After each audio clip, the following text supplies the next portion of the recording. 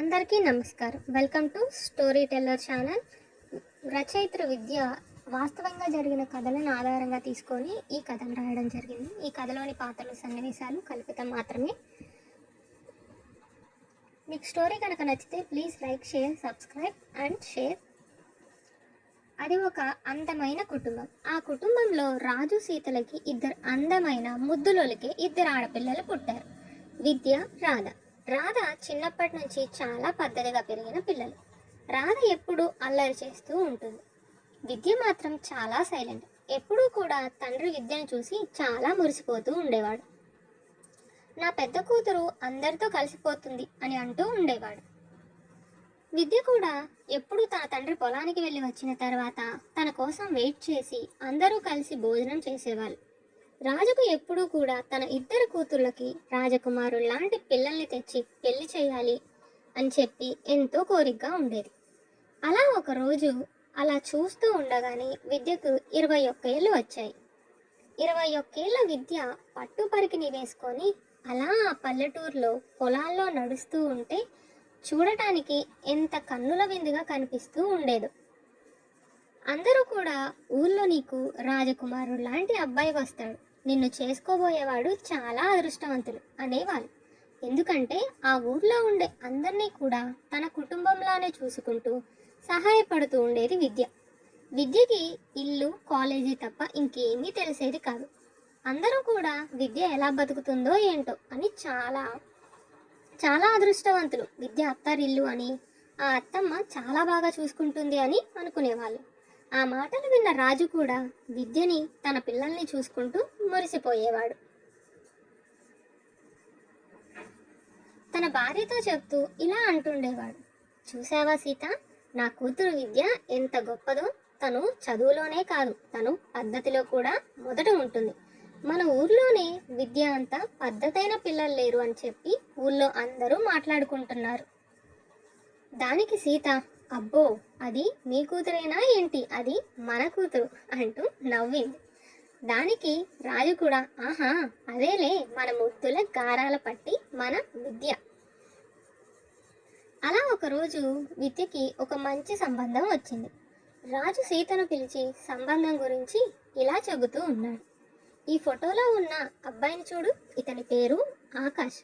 నా స్నేహితుడి ఒక్కగానొక్క కుమారుడు. చాలా ధనవంతుడు, అందగాడు, పైగా గుణవంతుడు కూడా. మన విద్యను నా స్నేహితుడే మా ఇంటికి కోడలుగా చేసుకోవాలని ఉందిరా అని నన్ను అడిగాడు. ఆకాష్ కూడా ఈ మధ్యనే విద్యను ఏదో ఫంక్షన్లో చూశాడట. అప్పటి నుంచి ఆకాష్ కూడా విద్య ఇష్టం అంటున్నాడా, నా కొడుక్కి ఇస్తే చాలా బాగుంటుంది అని అనిపించింది అన్నాడు నా స్నేహితుడు. ఒకసారి నువ్వు కూడా చూడు సీత, ఆకాష్ ఎలా ఉన్నాడో. నీకు కూడా తెలుసు కదా ఆకాష్. దానికి సీత, అవునండి, ఆకాష్ గుర్తొచ్చాడు, చూడ్డానికి చాలా బాగున్నాడు, మన విద్యకి చక్కని జోడీ అవుతాడు. అప్పుడు రాజు, సరే అయితే ఆకాష్ గురించి విద్యతో చెప్పు, ఇంకా ఎంగేజ్మెంట్ పెట్టుకొని మ్యారేజ్ డేట్ ఫిక్స్ చేసుకుందాం. చూసావా, చూస్తూ ఉండగానే నా గారాల పట్టి విద్య ఎంత పెద్దగా అయిపోయిందో అంటూ ఫీల్ అయ్యాడు. సీత వెళ్ళి ఇలా విద్యకి ఫోటో చూపిస్తూ జరిగిందంతా చెప్పింది. విద్య మాత్రం ఏమాత్రం ఆ ఫోటోలో ఉన్న ఆకాష్ని చూడకుండా సరే అమ్మా అంటూ ఉంది. విద్య ఏదో ఆలోచిస్తూ దేనికో బాధపడుతూ ఉన్నట్లుగా గమనించాం. ఏదో చెప్పాలని ఉంది కానీ చెప్పలేకపోయింది. అలా చూస్తూ ఉండగానే నిశ్చితార్థం రోజు రానే వచ్చింది. ఆ రోజు అందరూ ఎంతో సంతోషంగా నిశ్చితార్థం పెట్టుకోవాలని అంగరంగ వైభవంగా ఊళ్ళో అందరూ, అది పల్లెటూరు కావడం వల్ల మొత్తం కూడా విద్య కోసం ఆ అబ్బాయి ఎలా ఉంటాడని చెప్పి అందరూ వచ్చారు. అయితే అప్పుడే అనుకోని విధంగా ఆ రూమ్లో నుంచి విద్య చెల్లెలు పరిగెత్తుకుంటూ అమ్మ దగ్గరకు వచ్చింది. మా అక్క, నువ్వేమైనా చూసావా అని అడిగింది.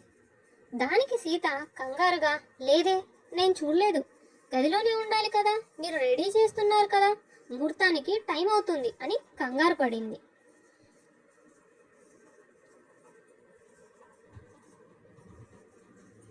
దానికి విద్య చెల్లెలు, లేదమ్మా, మేము రెడీ చేసి వెళ్ళి ఇప్పుడు చూస్తే అక్కడ గదిలో అక్క లేదు. సీత ఇదంతా రాజుకు చెప్పి కంగారు పడుతూ గదిలోకి వెళ్ళి అంతా వెతికారు. ఎక్కడా కూడా విద్య కనిపించలేదు. దాంతో ఒక్కసారిగా విద్యకి ఏమైంది అని చెప్పి సీతారాధ కంగారు పడ్డారు. అయితే అప్పుడే రాజు ఆ ముందు రోజు రాత్రి జరిగిందంతా గుర్తుకు తెచ్చుకున్నాడు. విద్య ముందు రోజు రాత్రి తన తండ్రి దగ్గరకు వచ్చి ఏడుస్తూ కూర్చుంది. అదంతా చూసిన రాజు, ఏమైంది విద్య, ఎందుకు ఏడుస్తున్నావు? మమ్మల్ని వదిలిపెట్టి వెళ్ళాలి అని బాధపడుతున్నావా తల్లి అని అడిగాడు. దానికి విద్య ఇంకా ఏడుస్తూ, లేదు నాన్న, ముందే చెప్పి ఉండాల్సింది, కానీ భయంతో చెప్పలేకపోయాను అని ఇంకా ఏడుస్తుంది. అప్పుడు రాజు, ఏమైంది తల్లి, ఎందుకు ఏడుస్తున్నావు, ముందు ఏం జరిగిందో చెప్పు అని కంగారుగా అడిగాడు. అప్పుడు విద్య తను చదువుకునే రోజుల్లోనే కార్తీక్ అనే అబ్బాయిని ఇష్టపడ్డాను అని, తను చాలా మంచివాడు అని, తనకి కూడా ఉద్యోగం వచ్చిన తర్వాత ఇంట్లో వచ్చి అడుగుతానని చెప్పాడు, కానీ అనుకోకుండానే మీరు నాకు ఇలా ఆకాష్తో పెళ్ళి అనుకున్నారు నాన్న అని చెప్పింది. నాకు ఏం చేయాలో తెలియక ఆ రోజు నేను అడిగినప్పుడు సైలెంట్గా ఉండిపోయాను, కానీ నేను కార్తీక్ ఇష్టపడుతున్నాను నాన్న, నేను ఆకాష్ని పెళ్లి చేసుకోలేను అని విద్య వెక్కి వెక్కి ఏడవడం స్టార్ట్ చేసింది. అప్పటి వరకు ఎంతో ప్రేమగా ఉన్న రాజు ఒక్కసారిగా కోపంతో ఊగిపోయాడు. బిడ్డ జుట్టు పట్టుకొని పైకి లేపి, ఏం మాట్లాడుతున్నావు విద్య, మన పరువేమిటి, ప్రతిష్ఠ ఏంటి, నీకు తెలుసు కదా పల్లెటూరులో మనం ఎంత పెద్ద కుటుంబం, మన పరువు అంతా నీ పెళ్లి మీద ఆధారపడి ఉందని కూడా నీకు తెలుసు కదా, అయినా ఈ ప్రేమ దోమ అని నువ్వు కూడా అంటావని నేను ఊహించలేదు. ఆడపిల్లను చదివించడమే నా తప్పైపోయిందిలే, ఏమీ తెలియని అమాయకురాలు అనుకుంటే నువ్వు గుండెలు తీసిన బంటులాగా తయారయ్యావు. నోరు మూసుకొని నేను చెప్పింది విని పెళ్లి చేసుకో, కార్తీక్ని మర్చిపో. అప్పుడు విద్య ఒక్కసారిగా ఉలిక్కిపడి వాళ్ళ నాన్న ప్రవర్తనకి కంగుతింది.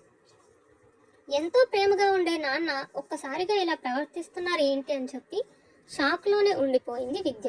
దానికి రాజు కోపంగా, అర్థమవుతుందా అని చెప్పి జుట్టు పట్టుకొని నెట్టేసి వెళ్ళిపోయాడు. వెళ్ళిపోతూ ఇంకొకసారి గట్టిగా బెదిరించాడు, గుర్తు పెట్టుకో, రేపొద్దున నువ్వు ఎంగేజ్మెంట్కి రావాలి, ఎంగేజ్మెంట్ జరగాలి, అలా కాదని ఏదైనా జరిగిందా నాలో ఉన్న ఇంకొక మనిషిని చూస్తావు అని చెప్పి రాజు వెళ్ళిపోయాడు. ఇలా నిన్న రాత్రి జరిగిందంతా రాజు గుర్తు చేసుకొని కోపంతో ఉన్నాడు. పెద్దగా సీతతో ఈ ఎంగేజ్మెంట్ ఇంకా జరగదు, నీ మొదటి కూతురు ఎవడో దిక్కుమాల వాడితో లేచిపోయింది అని గట్టిగా అరిచాడు. దానికి సీత, అదేంటండి అలా అంటున్నారు, విద్య అలాంటిది కాదు అంటూ కంగారు పడుతుంది. అప్పుడు రాజు, అది అలాంటిదే, నాకు నిన్న రాత్రే చెప్పింది, ఈ ముద్దుల కూతురు ఇంత దిక్కుమాల పనిచేస్తుందని తెలియక నేను పెద్దగా పట్టించుకోలేదు అని రాజు కోపంతో అన్నాడు.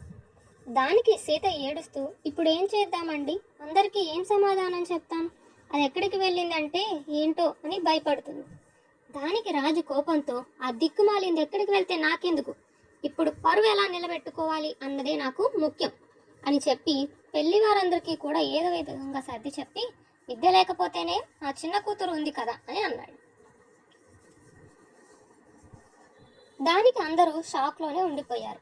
ఇదే విషయాన్ని పెళ్లివారితో చెప్పారు. పెళ్లివారికి ఏమీ అర్థం కాక, మాకు కొంచెం టైం కావాలి అని చెప్పి అందరూ అక్కడి నుంచి వెళ్ళిపోయారు. ఇంకా రాజు కుటుంబం మొత్తం ఇంటికి వచ్చి బాధపడుతూ ఉంటారు.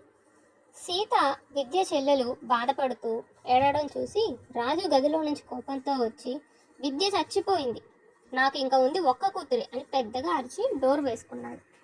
రాజు ఈ ప్రవర్తన అందరికీ కొత్తగా అనిపించింది, కానీ కూతురు ఇలా చేసిందన్న బాధలో అంటున్నారు అనుకున్నారు. అలా ఒక వారం రోజులు గడిచిపోయింది.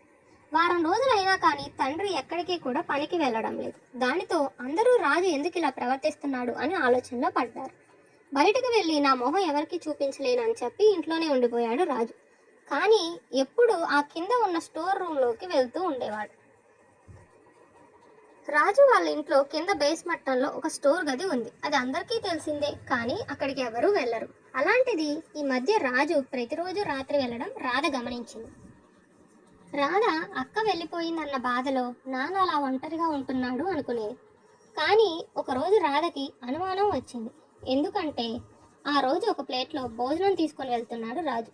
ఇదంతా చూసిన రాధ, నాన్న ఇప్పుడే కదా భోజనం చేసింది, ఒంటరిగా ఉండాలి అంటే మళ్ళీ భోజనం ఎందుకు తీసుకెళ్తున్నాడు అని ఆలోచనలో పడింది. ఈలోపే రాధ కూడా రాజు వెనకాలే వెళ్తూ ఉంది. అనుకోకుండా ఒక గ్లాసు జారిపడటంతో రాధని రాజు చూసేశాడు. దాంతో, ఏంటి రాధా, నువ్వేం చేస్తున్నావు ఇక్కడ అని అడిగాడు. దానికి రాధ, ఏమీ లేదు నాన్న, మీరేంటి, ఈ భోజనం ఏంటి అని అడిగింది. నీకెందుకు చెప్పాలి, నువ్వు కూడా నీ అక్కలాగా తయారవుతున్నావు, మిమ్మల్ని ఎంతలో ఉంచాలో అంతలోనే ఉంచాలి, ఆడపిల్లలకి స్వేచ్ఛ ఇవ్వకూడదు అని చెప్పి అరిచాడు. అలా విద్య వెళ్ళిపోయిన అప్పటి నుంచి కూడా రాజు ఇలానే ప్రవర్తిస్తూ ఉన్నాడు. రాధ చాలా బాధపడుతూ ఉండేది. ఎప్పుడూ చలాకీగా ఉండే రాధ, అల్లరి చేస్తూ ఉండే రాధ చాలా సైలెంట్గా ఉండిపోయింది. ఇలా ఒక నెల రోజులు గడిచిపోయాయి. అనుకోకుండా మళ్ళీ రాధ ఇంకొకసారి రాజుని ఇలాంటి సిచ్యువేషన్లోనే చూసింది.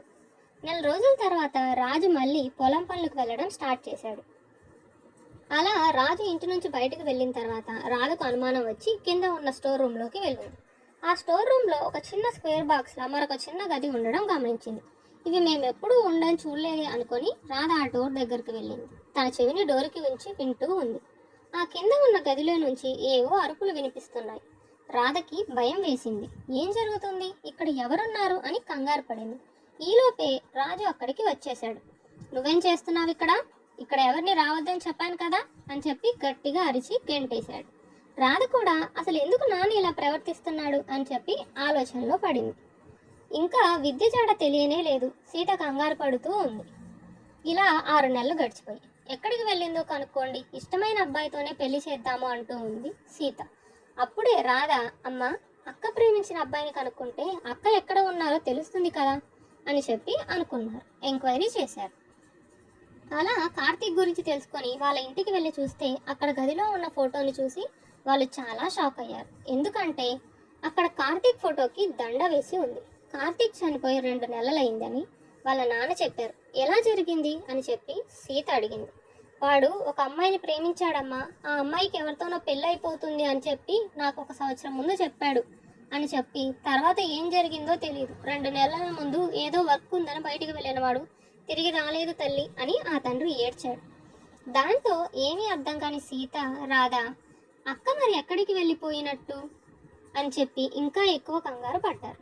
తిరిగి ఇంటికి వచ్చి జరిగిందంతా రాజుకు చెప్పారు. అసలు నన్ను అడగకుండా ఎందుకు వెళ్ళారు, పోతే పోయాడులే, వాడెవడో పోయాడని నాకెందుకు చెప్తున్నారు అని చెప్పి కోపంగా అరుస్తున్నాడు రాజు. అదేంటండి, విద్య వెళ్ళిపోయి ఇప్పటికీ 1 సంవత్సరం అవుతుంది, ఇప్పటి వరకు విద్య కార్తీక్తో ఉంది అనుకున్నాం, అంటే దాని అర్థం ఇప్పుడు విద్య కార్తీక్ వెళ్ళలేదనే కదా, మరి మన విద్య ఏమైనట్టండి, అసలు మీకు ఎవరు చెప్పారు కార్తీక్తో వెళ్ళిపోయింది అని చెప్పి ప్రశ్నించారు. దాంతో కంగారుగా రాజు, ఎవరు చెప్పేదేంటి, మీ దరిద్రపు కూతురు చేసిన దరిద్రం గురించి చెప్పాలా ఏంటి అని అరిచాడు. అది కాదండి, బిడ్డ ఎక్కడ ఉందో వెతుకుదాం, దానికి ఏమైందో అని నాకు కంగారుగా ఉంది. రాజు మాత్రం ఏ కంగారు లేకుండా నాకుంది ఒకటే కూతురు అని చెప్పి వెళ్ళిపోయాడు. దాంతో అందరూ అనుమానంగా చూస్తూ ఉన్నారు. అప్పుడే రాధ, ఇప్పటి వరకు అక్క కార్తీక్తో ఉందనుకుందాం, కానీ అక్క కార్తీక్తో లేదు, అంటే అక్కకి ఏదో అయ్యింది, మనం తెలుసుకోవాలి, నాన్న ఎందుకు కంగారు పడడం లేదు అని రాధ అనుమానంగా చూస్తూ ఉంది. ఇలా ఒకరోజు రాత్రి రాధకు ఒక చిన్నపిల్లవాడి ఏడుపు వినిపించింది. ఏంటి చిన్నపిల్లవాడి ఏడుపు వినిపించింది అని చెప్పి రాధ రూమ్లో నుంచి బయటకు వచ్చి చూసింది. కానీ అక్కడ ఎవరూ లేరు. తర్వాత రోజు సీతకు కూడా చిన్నపిల్లవాడి ఏడుపు వినిపించింది. అందరూ కలిసి భోజనం చేస్తున్నప్పుడు ఈ శబ్దం రావడంతో అక్కడే ఉన్న రాజువైపు చూసి, ఏమండి, మీకేమైనా చిన్నపిల్లవాడి ఏడుపు వినిపించిందా అని అడిగారు. దానికి రాజు కంగారుగా, చిన్నపిల్లవాడా, ఏడుపా, అదేమీ లేదే, నాకేం వినిపించడం లేదు అని అన్నాడు. అప్పుడే రాధ, లేదు నాన్న, నిన్న రాత్రి నాకు కూడా వినిపించింది, ఇక్కడెక్కడో దగ్గరలో నుంచి చిన్నపిల్లవాడు ఏడుస్తున్నాడు, సౌండ్ వినిపిస్తుంది అంది రాధ.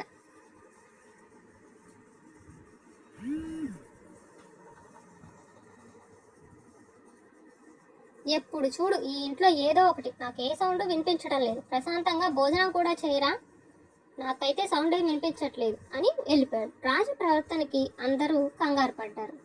ఈ సంవత్సరం నుంచి జరిగిన వాటితో రాధకి అనుమానం ఎక్కువైంది. ఎందుకంటే రాధకి నిన్న సౌండ్ స్టోర్ రూమ్ నుంచి వినిపించింది. దాంతో ఈరోజు ఎలాగైనా స్టోర్ రూమ్లోకి వెళ్ళి చూడాలని నిర్ణయించుకుంది. అందరూ పడుకున్న తర్వాత రాధ ఒక్కటే స్టోర్ రూమ్కి వెళ్ళింది. ఆ స్టోర్ రూమ్లో బేస్ మట్టం కింద ఉన్న డోర్ తీసి ఒక్కసారిగా రాధ షాక్ అయిపోయింది. రాధ చలనం లేకుండా అలా నిలుచుండిపోయింది. అంతగా రాధ అక్కడ ఏం చూసింది? రాధకు అక్కడ నిర్జీవంగా ఒక దీనస్థితిలో ఒక స్త్రీ ఒక పసివాడిని పట్టుకొని సంఖ్యలతో కట్టేసి దీనస్థితిలో కనిపించింది. ఆ స్త్రీ ముఖం మీద జుట్టు ఉండడంతో ఆమె ముఖం రాధ సరిగ్గా చూడలేకపోతుంది. ఆ రూమ్ అంతా చూసి రాధ ఇంకా షాక్లోనే ఉండిపోయింది. ఆ రూమ్ అంతా మల విసర్జనలతో, ఆహారంతో వాసన వస్తూ భయంకరంగా ఉంది. అలాంటి ఒక రూములో ఒక స్త్రీ ఒక పసివాడితో ఉండటంతో చూసి రాధ ఇంకా షాక్ అయింది. ఆ స్త్రీ ఏమీ లేకుండా అలా పడిపోయింది. ఆ పసివాడు ఆమె దగ్గరే ఉండి పాల కోసం ఏడుస్తూ ఉన్నాడు. అదంతా చూసిన రాధ కొంచెం భయపడుతూనే దగ్గరకు వెళ్ళి ముఖం మీద పడి ఉన్న జుట్టుని తొలగించి చూసింది. ఒక్కసారిగా కుప్ప కూలిపోయింది. గుండెలు పగిలేలా రాధ ఏడవడం మొదలుపెట్టింది. ఎందుకంటే ఆ దీనస్థితిలో ఉన్నది ఎవరో కాదు, తన అక్క విద్య. విద్యని ఆ స్థితిలో చూసి చలించిపోయింది. తన అక్క ఇలా ఉంది ఏంటని చెప్పి కంగారు పడింది. దానితో అక్క సంకెళ్ళు తీయడానికి ప్రయత్నించింది. ఇంతలోనే రాజు అక్కడికి వచ్చాడు. వచ్చి, నువ్వేంటి రాధా ఇక్కడ ఉన్నావు, ఏం చేస్తున్నావు, వెళ్ళిపో అని అడిగాడు. దాంతో రాధ, ఏంటి నాన్న, ఇక్కడ ఎవరున్నారో చూడండి, విద్య అక్క ఇక్కడే ఉంది, అసలు ఇక్కడ ఏం జరుగుతుంది, మీరు ఇక్కడికి రోజు వస్తున్నారు అంటే దాని అర్థం విద్య ఇక్కడే ఉందని మీకు తెలుసా, ఈ బావెవరు, విద్య ఇక్కడే ఉందని మీకు తెలిస్తే మీరు మాతో ఎందుకు చెప్పలేదు, అక్క ఎవరితోనో పారిపోయిందని ఎందుకు చెప్పారు, అసలు ఇక్కడ ఏం జరుగుతుంది నాన్న అని అడిగింది. దాంతో రాజు కోపంగా, ఇవన్నీ నీకు అవసరమా, ముందు ఇక్కడి నుంచి వెళ్ళిపో అని చెప్పి అరిచాడు. దానికి రాధ, ఇప్పుడు మీరు నిజం చెప్పకపోతే గోల చేస్తాను అని చెప్పి స్టార్ట్ చేసింది. అమ్మా అమ్మా, విద్య అక్క దొరికింది, అమ్మా అమ్మా, విద్య దొరికిందమ్మా, స్టోర్ రూమ్లోనే ఉంది, ఇక్కడికి రా అమ్మా, గట్టిగా అరుస్తుంది రాధ. దాంతో నిద్ర లేచిన సీత కంగారుగా స్టోర్ రూమ్కి వచ్చింది. అక్కడ జరిగిందంతా చూసి తెలుసుకొని ఒక్కసారిగా కుప్పకూలింది సీత. కన్న కూతురిని దీనస్థితిలో చూసి, ఇది చూడ్డానిక నేను ఇంకా బతికి ఉన్నాను అని ఏడిచింది. రాజు కాలర్ పట్టుకొని, ఏంటండి ఇదంతా, అసలు ఇక్కడ ఏం జరుగుతుంది చెప్తారా లేదా అని అడిగింది. దాంతో రాజు చేసేది ఏం లేక జరిగింది చెప్పడం స్టార్ట్ చేశాడు. ఎంగేజ్మెంట్కి ముందు రోజు రాత్రి విద్య వచ్చి తన కార్తీక్ని ప్రేమించాను అని, అనుకోకుండా తను ప్రెగ్నెంట్ కూడా అయ్యానని చెప్పింది. దాంతో కోపం తెచ్చుకున్న రాజు ప్రెగ్నెన్సీ తీయించుకొని ఆకాష్ని పెళ్లి చేసుకోమని బెదిరించాడు. దానికి విద్య ఒప్పుకోలేదు. అప్పుడే రాజు, నువ్వు ఎంగేజ్మెంట్కి ఒప్పుకోకపోతే కార్తీక్ని చంపేస్తానని బెదిరించాడు. అందుకే విద్య ఆ రోజు రాత్రి రాజుతో సరే అని చెప్పింది, కానీ ఎంగేజ్మెంట్ రోజు కార్తీక్తో కలిసి వెళ్ళిపోవడానికి ప్లాన్ చేసుకుంది. ఇదంతా తెలిసిన రాజు కోపంతో ఊగిపోయి వివేకాన్ని కోల్పోయాడు. ఎంగేజ్మెంట్ రోజు విద్య పారిపోవాలనుకున్న విషయం తెలిసి రాజు కోపంతో ఎంతగా రగిలిపోయాడంటే, కన్న కూతురి మీద ప్రేమ కూడా చనిపోయి ఒక నరరూప రాక్షసుడిగా మారిపోయాడు. తనకు జరిగిన అవమానానికి కూతురు మీద పగ పెంచుకున్నాడు. ఎంతగా అంటే కూతుర్ని ఆ స్టోర్ రూమ్లోనే సంవత్సరం నుంచి బంధించి ఉంచాడు. సంవత్సరం నుంచి బంధించడమే కాకుండా తను పరుపోయి తను ఎంత నరకం అనుభవిస్తున్నాడో అదంతా విద్యకు కూడా తెలియాలి అనుకున్నాడు. అందుకే ఎవరికీ తెలియకుండా కార్తీక్ని చంపేశాడు. అలాగే అదే రూమ్లో విద్యను డెలివరీ చేయాలి అని చెప్పి అనుకున్నాడు. అప్పుడే ఆ నొప్పి విద్యకు తెలుస్తుంది అనుకున్నాడు. నిజానికి రాజు విద్య ప్రెగ్నెన్సీ తీయాలని ముందుగా అనుకున్నప్పటికీ ఆ తర్వాత రోజు విద్య చేసిన పనికి తన పరువు పోయిందని, ఆ బాధ ఎలా ఉంటుందో తనకు కూడా తెలియాలి అని చెప్పి అక్కడే బంధించాడు. విద్యని సంఖ్యలతో కట్టేసి నోట్లో గుడ్డలు గుక్కి ఉంచాడు. అలా విద్య సంవత్సరం నుంచి అదే గదిలో ఉంటూ నోరు మెదపలేక అక్కడే అన్నం తింటూ అక్కడే మల విసర్జన చేసుకుంటూ అతి కష్టం మీద తనే ఒక మగబిడ్డకు జననం ఇచ్చింది. ఇదంతా ఇంట్లో ఉన్న వాళ్ళకి తెలియకపోవడానికి కారణం, ఆ స్టోర్ రూమ్ నుంచి సౌండ్ రాకుండా విద్య నోట్లో రాజు గుడ్డలు కుక్కి ఉంచాడు. ఆ తర్వాత విద్య రావడానికి ప్రయత్నించిన ప్రతిసారి కూడా కార్తీక్ని చంపేస్తాను అని, ఈ బిడ్డకు తండ్రి లేకుండా చేస్తాను అని, ఈ బిడ్డను కూడా చంపేస్తానని బెదిరిస్తూ ఉండేవాడు. అలా సైలెంట్గా ఉండిపోయింది విద్య. ఇదంతా తెలుసుకొని సీతారాధ కోపంతో విద్యను తీసుకొని బయటికి వచ్చి ఆ స్థితిలో చూసి అల్లాడిపోయారు. కొంచెం సేపటికి మళ్ళీ మామూలు మనిషిని చేసి ఆ పసివాడికి పాలు తాగించి పక్కన పెట్టారు. విద్య ఓపిక తెచ్చుకొని రాజు దగ్గరికి వచ్చి కోపంగా తండ్రిని చూస్తూ, నీలాంటి తండ్రి ఎవరికీ ఉండకూడదు, నువ్వు తండ్రి అనే మాటకే అర్హుడవు కాదు అని, నేను చేసింది తప్పే అయ్యుండొచ్చు, కానీ నువ్వు చేసింది మాత్రం క్షమించరాని తప్పు. ఒక మనిషి ప్రాణం తీసేశావు, ఒక పసివాడిని ఏడిపిస్తున్నావు, కన్న కూతుర్ని ఇంత దారుణంగా సంవత్సరం నుంచి శిక్షిస్తున్నావు, నువ్వు తండ్రి అన్న మాటకే కాదు మనిషి అనిపించుకోవడానికి కూడా అనర్హుడివి అని చెప్పి విద్య గట్టిగా ఏడవడం మొదలుపెట్టింది. సంవత్సరం నుంచి గుండెల్లో ఉన్న బాధంతా ఒక్కసారిగా బయటకు వచ్చింది. ఎప్పుడూ సైలెంట్గా ఉండే విద్య అలా మాట్లాడడంతో అప్పటి వరకు కోపంలో ఉన్న రాజు కూడా ఇప్పటి వరకు తను చేసిన తప్పేంటో ఒక్కసారిగా తనకు అర్థమైంది. నన్ను క్షమించి తల్లి, కోపంలో నేనేం చేశానో నాకే తెలియలేదు, నా మీద నాకే ఇప్పుడు అసహ్యం వేస్తుంది. కోపం, పగ, పరువు వీటన్నిటి మధ్య నేను మనిషిననే విషయమే మర్చిపోయాను, కన్న తండ్రినని మర్చిపోయాను. నేను చేసినది క్షమించరాని తప్పు. పిల్లలు తప్పు చేస్తే ఆ తప్పేంటో పిల్లలకు చెప్పాల్సిన తండ్రి ఉండి నేనే క్షమించరాని తప్పు చేశాను. నాలా పగలు, ప్రతీకారాలు, కులం, మతం ఇలాంటి పిచ్చి వేషాలతో ప్రేమని పెద్ద పాపంగా చూస్తూ పిల్లల మనసు అర్థం చేసుకోకుండా ఊర్లో ఉండి మేము తలెత్తుకు తిరగాలి అని మా పరువే మాకు ముఖ్యమని ఇలా ఎంతోమంది జీవితాలను నాశనం చేసిన వాళ్ళలో నేను మిగిలిపోయాను. నాలాంటి వాడికి బ్రతికే అర్హత లేదు. నీకు చేసిన పనికి నేను శిక్ష అనుభవించాలి. నిజానికి నా మీద నాకే అసహ్యం వేస్తుంది, కానీ నీకు చేసిన ద్రోహానికి నేను ఒక్క రోజుతో చనిపోతే అది సరిపోదు. అందుకే నన్ను పోలీసులకు పట్టించండి అని ఏడ్చాడు. ఇలా రాజు తనతో చేసిన తప్పు తెలుసుకొని తనకు పడాల్సిన శిక్ష పడి పశ్చాత్తాపంతో కుంగిపోతూ శిక్ష అనుభవిస్తున్నాడు. ఇలా క్షణికావేశంలో కోపంతో పిల్లల జీవితాన్ని నాశనం చేస్తూ వారి జీవితాన్ని నాశనం చేసుకుంటున్న ఎంతోమంది తల్లిదండ్రులు ఉన్నారు. ఈ కథ ద్వారా రచయితలు మనకి చెప్పాలనుకుంటున్నది, తప్పులు అందరూ చేస్తారు, కానీ ఒక చిన్న తప్పుని ఎప్పుడూ కూడా మరొక పెద్ద తప్పుతో సరి చేయలేము. ఈ స్టోరీ కనుక మీకు నచ్చితే please like, share, subscribe and thanks for watching.